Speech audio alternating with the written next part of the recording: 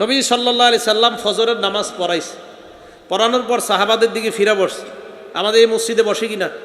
ফজরের পর ইমাম সাহেবরা বসে না? বসে। নবীজি সাহাবাদের দিকে বসলেন, বসার পর সাহাবাদেরকে বললেন, তোমরা রাতের বেলা কেউ স্বপ্ন দেখছো কিনা? তো সাহাবারা দেখলে বলতেন, ওই দিন কেউ কিছু বলে না।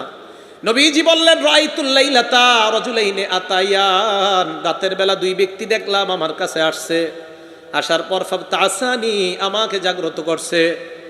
জাগ্রত করার পর আমাকে বললেন, ক্বালা লি ইনতালিক, আমাকে বললেন চলেন। আমি চলতে লাগলাম, চলতে চলতে ইলা আরদিন মুকাদ্দাসা, একটা পবিত্র জমিনের কাছে আসলাম। তো নবীজি বলেন, একটা পবিত্র জমিনের মধ্যে গেলাম, যাইতে যাইতে চলতে লাগলাম, হাত্তা আতাইনা আলা নাহরিম মিন দামিন, একটা রক্তের নদীর কাছে আসলাম। নদীর কাছে আসার পর নদীর মধ্যে তাকায় দেখলাম, নদীর মধ্যে এক ব্যক্তি দাঁড়ায় আছে।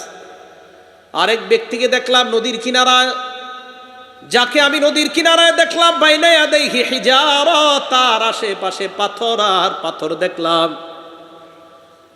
হঠাৎ আমি নদীর মাঝখানের লোকটার দিকে তাকায় দেখলাম, ওই লোকটা সাঁতার কেটে নদীর কিনারার দিকে রওনা হয়। যেই মাত্র নদীর কিনারায় যায়, কিনারায় যাওয়ার পর পারে দাঁড়িয়ে থাকা যে লোকটা, ওই লোকটা একটা পাথর নিয়ে তার মুখ বরাবর মারে। ফালকামাহু হাজারা, এই জায়গায় আইসা পাথরটা লাগে। লাগার পর রদ্দাহু হাইসু কানা, পাথর লাগার পর সাঁতারকারী লোকটা আবার আগের জায়গায় চলে যায়, আবার সাঁতার কাটে, আবার পাথর মারে, আবার যায়।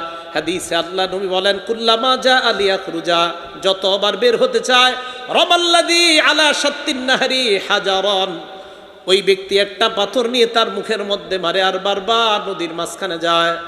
আমি প্রশ্ন করলাম, এই লোকটাকে বারবার সাঁতার কাটে নদীর কিনারায় যাইতে পারে না?